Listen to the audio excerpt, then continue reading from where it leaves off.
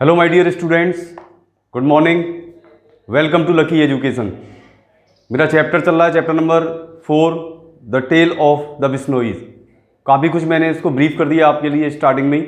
कल मैंने पिछले वीडियो में मैंने 3 पैराग्राफ्स करा दिए थे इसके। आई थिंक आपको समझ में आ गए होंगे। फिर भी कोई दिक्कत हो तो आप मुझसे पूछ सकते हैं। ये जो चैप्टर चल रहा है ये बेसिकली इसका थोड़ा सा मैं फिर आपको थोड़ा सा ब्रीफ कर दूं। अब जैसे जैसे ये चैप्टर आगे बढ़ेगा आपको एक तरीके से आपको एक इतिहास देखने को मिलेगा और काफ़ी कुछ चीज़ें इससे संबंधित आपको पहले से ही पता है।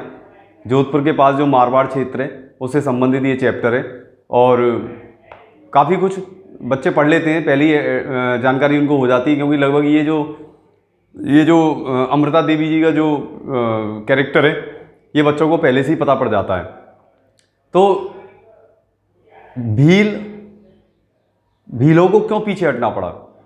क्योंकि जो मध्य एशिया से जब पशुपालक आने लगे, कैटल कीपर्स आने लगे, तो उनके पास उनका क्या था, एक्चुअली वो काफ़ी कुछ पावरफुल थे और भील वगैरह जो कबीले वगैरह में रहते थे ये इतने पावरफुल नहीं थे, इसलिए इनको उन्होंने खदेड़ दिया, इनको पीछे हटना पड़ा। अरावली जो हिल्स थे वहाँ तक आना पड़ा पीछे, और उन्होंने इनके जो प्लेसेस थे, इनके जो स्थान थे रहने के, उन्होंने उस पर आकर अपना कब्जा जमा लिया। आगे स्टार्ट कर रहा हूँ, देखना ज़रा ध्यान से सुनना। बट एज सेंचुरीज पास्ट, जैसे जैसे शताब्दियाँ गुजरी, the large hertz of cattle, जो बड़े बड़े जो झुंड थे ऑफ कैटल, किनके? मवेशियों के जो बड़े बड़े झुंड थे, बिगिन टू अफेक्ट, उन्होंने शुरुआत कर दी, टू अफेक्ट, प्रभावित करने की शुरुआत कर दी, द वेजिटेशन, किसको? वनस्पति को प्रभावित करने की उन्होंने शुरुआत कर दी।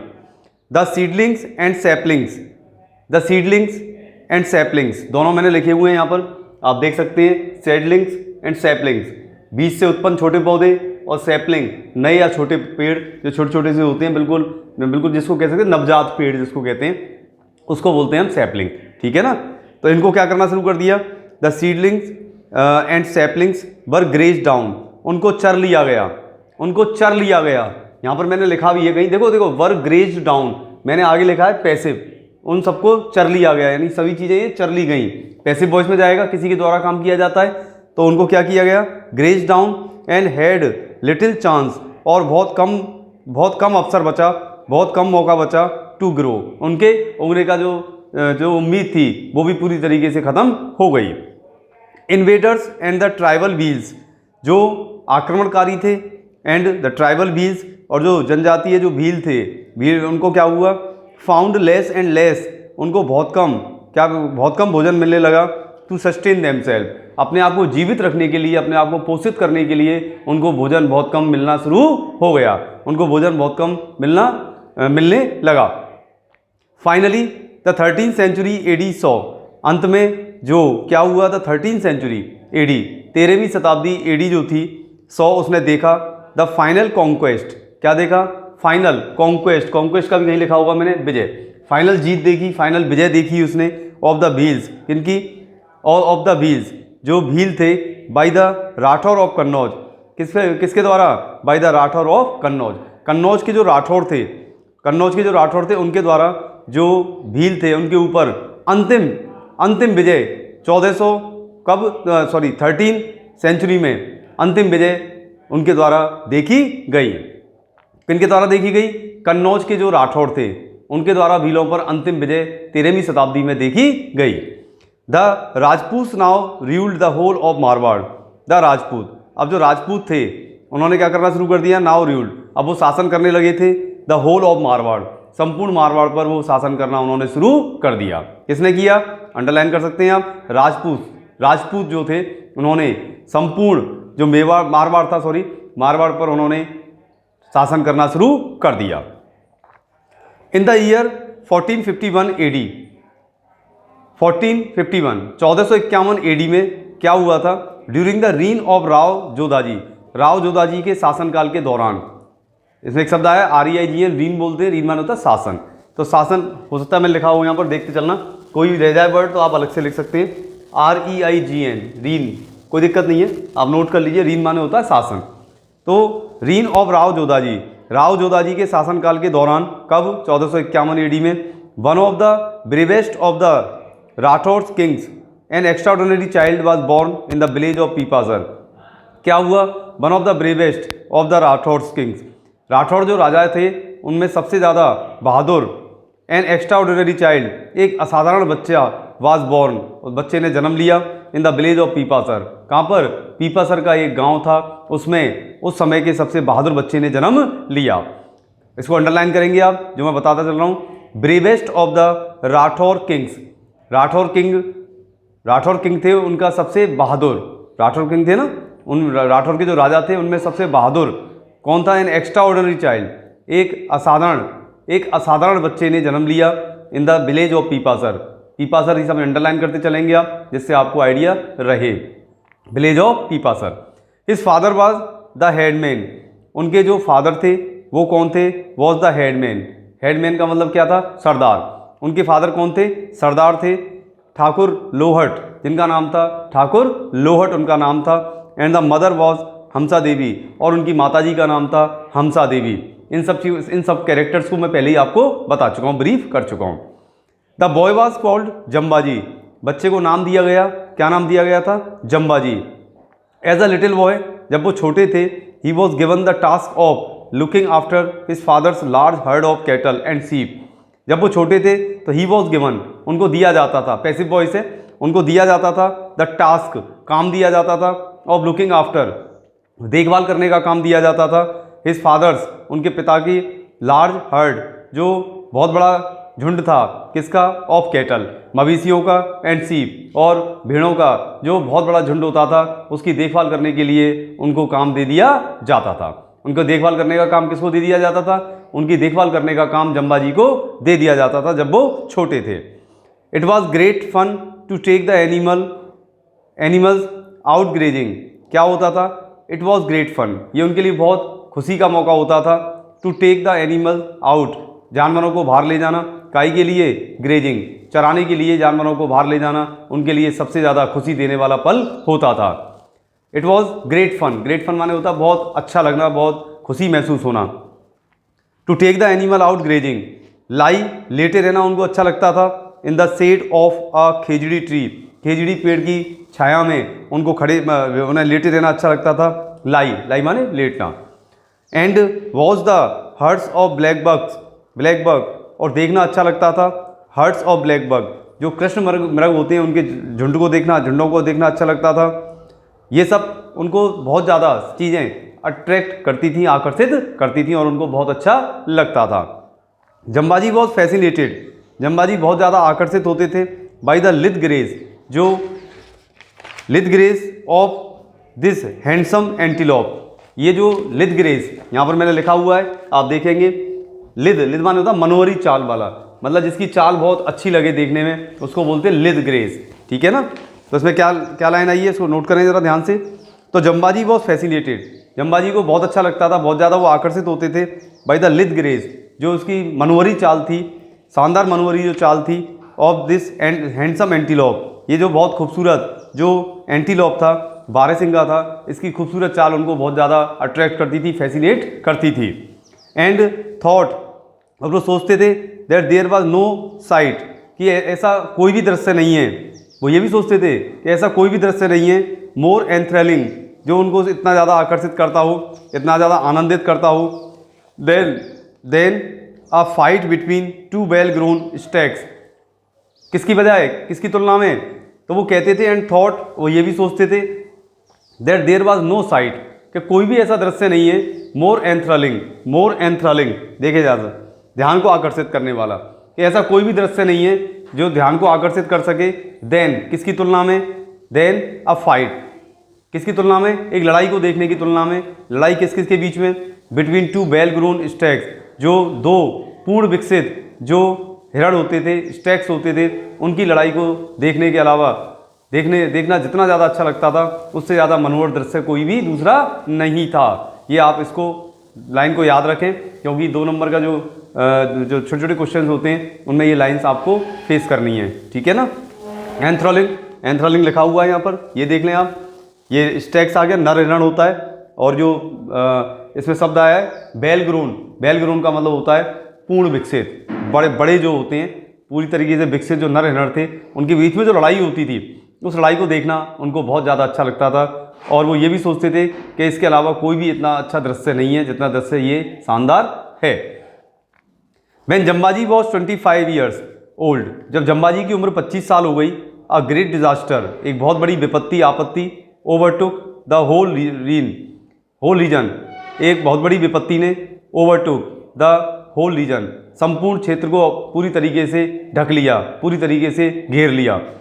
The small quantity of rain, बारिश की जो थोड़ी बहुत मात्रा थी, दैट यूज टू कम, जो अक्सर आ जाया करती थी, जो मिल जाया करती थी, रेगुलरली, नियमित रूप से मिलती थी, सीज्ड ऑल टुगेदर, वो पूरी तरीके से ख़त्म हो गई। तो जब 25 साल के वो हुए तो एक बहुत बड़ी आपत्ति और विपत्ति ने पूरे क्षेत्र को ढक लिया, अपने अंडर में ले लिया। ये फ्रेज होती है ओवरटुक द होल रीजन, पूरे क्षेत्र को अपने कंट्रोल में ले लेना, अपने आगोश में ले लेना। The small quantity of rain, बारिश की जो थोड़ी बहुत मात्रा थी, that use to come regularly, जो अक्सर उनको मिल जाया करती थी नियमित रूप से, सीज्ड ऑल टुगेदर, वो पूरी तरीके से खत्म हो गई, समाप्त हो गई। The worst sufferers were the cattle, सबसे ज़्यादा जो प्रभावित हुए वो कौन थे? वर द कैटल, वो थे मवेशी, मवेशी इससे सबसे ज़्यादा प्रभावित हुए। In the first year of drought, सूखा या अकाल के पहले वर्ष में, they could eat the bajra straw, पहले वर्ष में तो उनको मिल गया खाने के लिए, क्या खा लिया उन्होंने? द बाजरा स्ट्रॉ, बाजरे का जो भूसा था पहली साल में तो उन्होंने उसको खा लिया। स्टोर्ड इन द हाउसेज, जो कहाँ पर था? जो घरों में, कि पूरी तरीके से क्या था? स्टोर था, संग्रहित था। तो जब ड्रॉट शुरू हुई, जब सूखा शुरू हुआ, अकाल की स्थिति बनी, उसके पहले वर्ष में क्या हुआ था? पहले वर्ष में तो क्या था? दे कुड ईट, वहाँ के जो लोग थे उन्होंने क्या किया? खाना शुरू कर दिया। द बाजरा स्ट्रॉ, बाजरे का जो भूसा था उसको खाना शुरू कर दिया।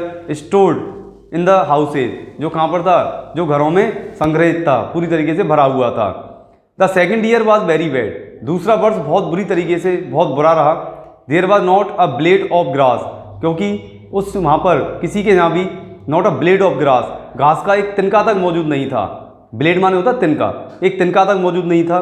किसका? घास का एक तिनका तक भी नहीं बचा।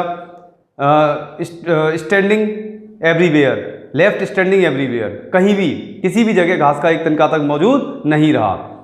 पीपल हैग्ड एट एनी ट्रीज, लोग काटते चले गए, लोगों ने लगातार काटे। एट एनी ट्रीज, हर उस पेड़ों को काटा। दे कुड फाइंड, जो पेड़ उनको मिल सकते थे उन सब पेड़ों को लोगों ने काटा। एंड फेड द एनिमल्स, और अपने जानवरों को भी उन्होंने खिलाया। क्या खिलाया? ऑन द लीव्स, इसकी पत्तियों को अपने जानवरों को खिलाया। बट इवन सो, लेकिन इतना होते हुए भी, there was not enough browse, इसके बावजूद भी वहाँ पर पर्याप्त मात्रा में जो कोमल पत्तियाँ थी वो मिलना बंद हो गई। और जब लगातार खिलाते रहोगे, उगेंगी कम, खपत ज़्यादा हो जाएगी, तो कहाँ से मिल जाएंगी कोमल पत्तियाँ? तो क्या हुआ था? बट इवन सो, यहाँ तक कि there was not enough browse, यहाँ तक कि पर्याप्त मात्रा में कोमल जो पत्तियाँ थी वो भी मिलना बंद हो गई। For all the hunger animals, जितने भी भूखे जानवर थे उनके लिए कोमल पत्तियाँ मिलना बंद हो गई। And the drought continued for 8 consecutive years, और जो अकाल था वो लगातार रहा, सूखा और अकाल की स्थिति लगातार बनी रही। फॉर 8 कंसेक्यूटिव ईयर्स, लगातार, कंसेक्यूटिव माने लगातार, मैंने यहाँ लिखा हुआ होगा कहीं, उसको देखेंगे आप जरा, यहाँ पर देख लीजिए। कंसेक्यूटिव, लगातार 8 वर्षों तक अकाल और सूखे की स्थिति बनी रही। तो आप देख रहे हैं अकाल और सूखे में जब सब कुछ, पानी मिलेगा नहीं, पत्तियाँ खत्म हो गई, पेड़ सूख गए, तो क्या होगा फिर? ये तो आप भी अच्छी तरीके से जानते हैं कि ऐसी स्थिति में क्या हो जाता है। जब मई जून में बारिश नहीं मिले और गर्मी बहुत तेज़ हो जाए तो पानी भी सूख जाता है, सभी प्लेसेस ड्राई अप हो जाते हैं और लोगों को बहुत बड़ी परेशानी का सामना करना पड़ता है। और ये पोजीशन किसी जगह यदि 8 वर्षों तक बनी रहे तो क्या भयानक स्थिति हुई होगी, इसका हम अंदाज़ा नहीं लगा सकते हैं। यहाँ तक आप जो मैंने बताया उसको अंडरलाइन करते चले। नेक्स्ट पैराग्राफ में स्टार्ट कर रहा हूँ, देखना जरा। द पीपल हैड हैग्ड एंड हैग्ड, लोग काटते रहे और काटते रहे। The last bit of foliage, जब तक कि अंतिम लगातार जो अंतिम पत्ती थी वो तक ख़त्म नहीं हो गई, तब तक लोग लगातार पेड़ों को काटते रहे। The people had hacked and hacked, लगातार काटा उन्होंने और लगातार काटते रहे।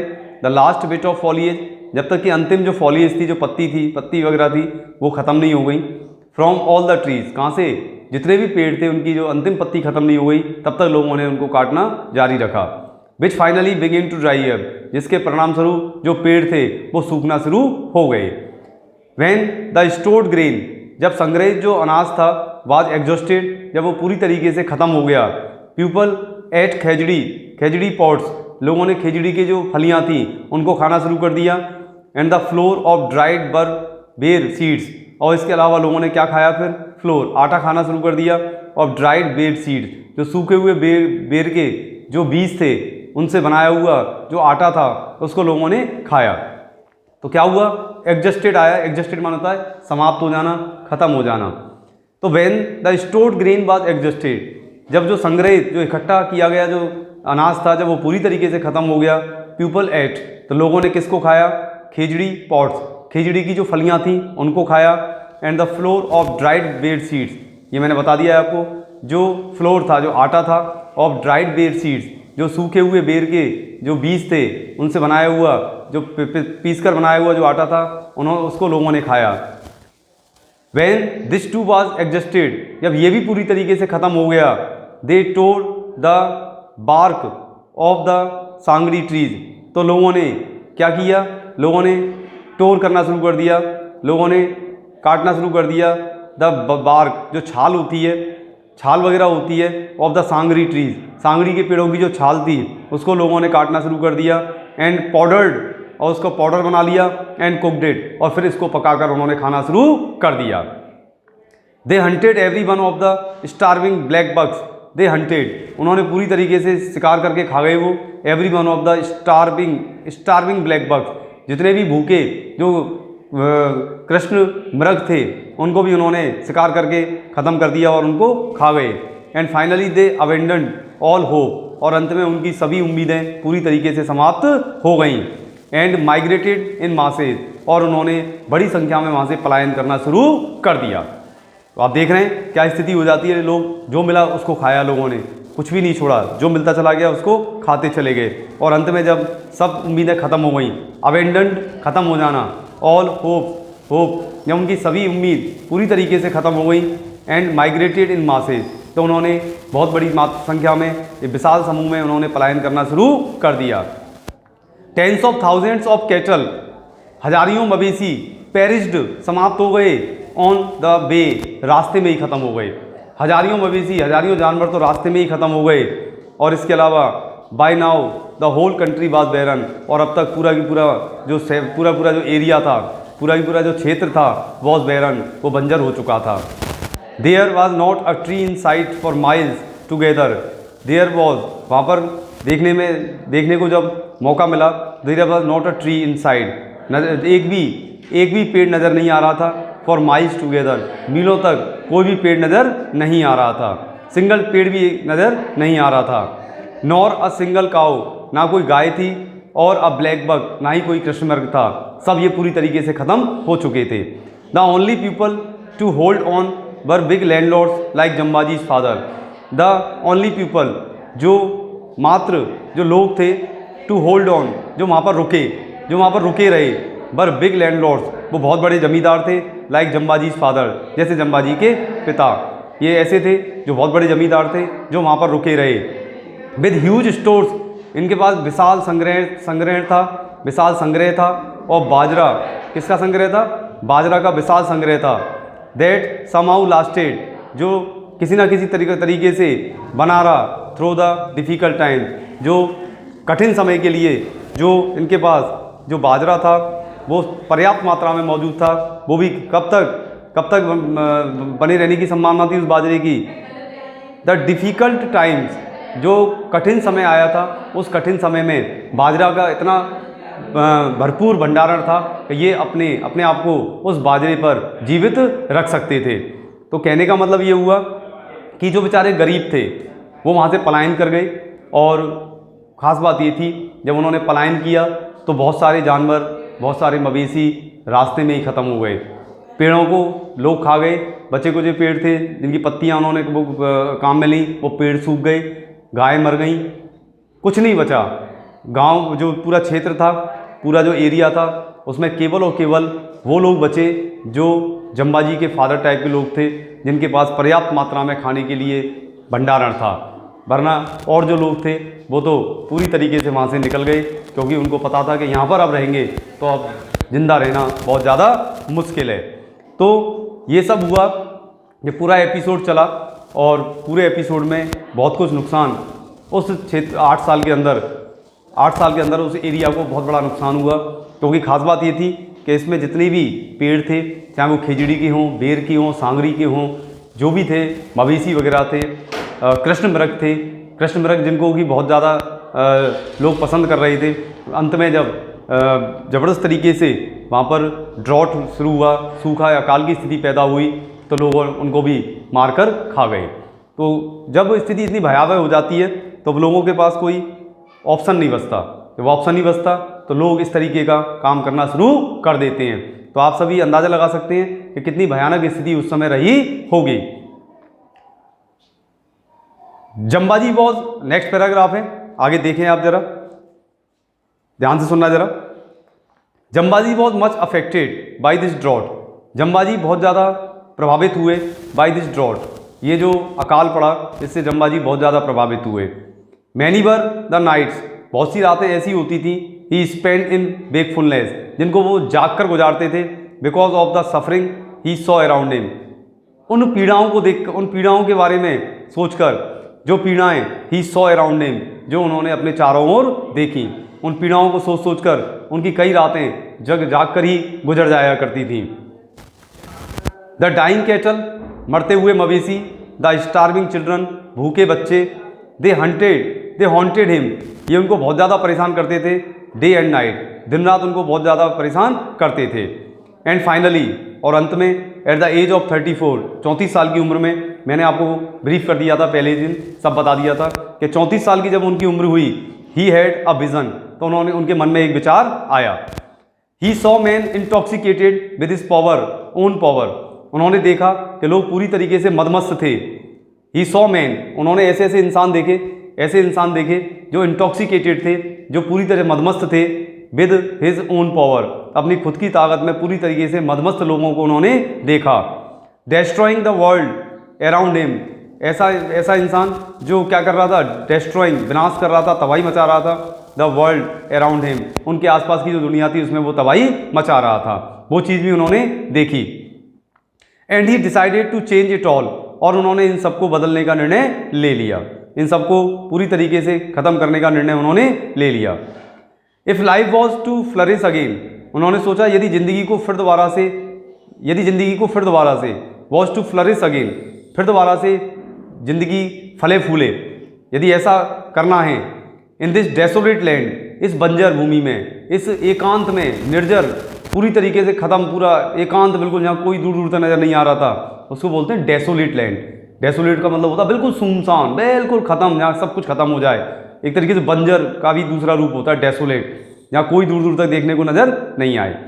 तो उन्होंने क्या मन में विचार आया, if life was to flourish again in this desolate land, यदि जीवन को फिर दोबारा से यहाँ पर फलने फूलने का मौका देना है, इन दिस डेसोलेट लैंड, इस पूरी निर्जन, बंजर, बेजान, बिल्कुल जो ज़मीन है, तो यदि ऐसा करना है तो उन्होंने क्या किया, जम्बाजी सॉ, तो जम्बाजी ने देखा that man would have to live in a different way, तो उन्होंने देखा कि इंसान को कुछ अलग तरीके से रहना पड़ेगा, जिंदा रहना पड़ेगा, अलग तरीके से अपना जीवन उसको जीना पड़ेगा। And according to different tenets and beliefs, और अकॉर्डिंग टू डिफरेंट टेनेंट्स, अलग अलग मतों के अनुसार, विश्वासों के अनुसार रहना पड़ेगा इंसान को, तब जाके यहाँ पर ज़िंदगी दोबारा से फल फूल सकती है। तो उन्होंने ये विचार उनके मन में आया, ये चीज़ उन्होंने अपने दिमाग में सोची कि अब इस जगह के लिए दोबारा से इसको रिफ्लरिश करने के लिए अब क्या करना पड़ेगा। तो उन्होंने, तो अब अंडरलाइन करेंगे इसको, उन्होंने क्या सोचा था, the man would have to live in a different way, इंसान को कुछ अलग तरीके से रहना पड़ेगा, and according to different tenets and beliefs, और अलग अलग सिद्धांतों और मतों के अनुसार और विश्वासों के साथ उसे रहना पड़ेगा। Jambaji wanted the earth to be covered once again by an abundance of khichdi. Jambaji चाहते थे द अर्थ के जो ज़मीन है, जो पृथ्वी है, टू बी कवर्ड उसको फिर दोबारा से ढक दिया जाए, वंस अगेन दोबारा से ढका जाए, by an abundance of khejri ber and sangri trees पर्याप्त मात्रा में, प्रचुर मात्रा में, एबंडेंस प्रचुर मात्रा में, पर्याप्त मात्रा में खेजड़ी, बेर और कर और सांगरी के जो पेड़ हैं उनसे उसको फिर दोबारा से ढक दिया जाए, उसको फिर दोबारा से कवर्ड कर दिया जाए जैसा वो चाहते थे। He wanted herds of black bucks to frolic again. वो चाहते थे कि हर्ट्स ऑफ ब्लैक बक कृष्ण मृग जो थे उनके जो झुंड हैं, टू फ्रॉलिक अगेन फिर दोबारा से वो चहलकदमी करें। And he wanted man to work for this. अब वो चाहते थे कि इंसान इसके लिए काम करे। Jambaji knew the way to achieve this. Jambaji को रास्ता पता था, तरीका पता था, टू अचीव दिस इस स्थिति को प्राप्त करने के लिए उनको रास्ता भी पता था। And he began to broadcast his message in year 1485। और इस वजह से उन्होंने शुरुआत कर दी किसकी, अपना जो मैसेज था, अपना जो संदेश था उसको प्रसारित करना, ब्रॉडकास्ट प्रसारित करने की शुरुआत कर दी इन द ईयर 1485। कब? 1485 में उन्होंने अपने संदेश को प्रसारित करना शुरू कर दिया। ये पैराग्राफ्स मैंने करा दिए, वर्ड मीनिंग्स मैंने एडवांस में लिख दिए आपके सामने। एक आध वर्ड मीनिंग रह गया होगा तो नेक्स्ट वीडियो लेक्चर में मैंने देखो लिख दिया है यहाँ पर। लास्ट वीडियो लेक्चर नंबर 1 में मैंने ये छोड़ दिया था, ये मैंने लिख दिया है। ऐसे ही आज भी यदि एक आध दो वर्ड मीनिंग्स रह गए होंगे तो मैं उनको यहाँ पर नोट कर दूंगा। आप पैराग्राफ्स को पढ़ें और कोई दिक्कत हो तो मुझे ज़रूर बताएं और ज़रूर पूछें। ठीक है, घर पर रहें, आराम से पढ़ते रहें, अपने टाइम का यूटिलाइज करें। Thank you.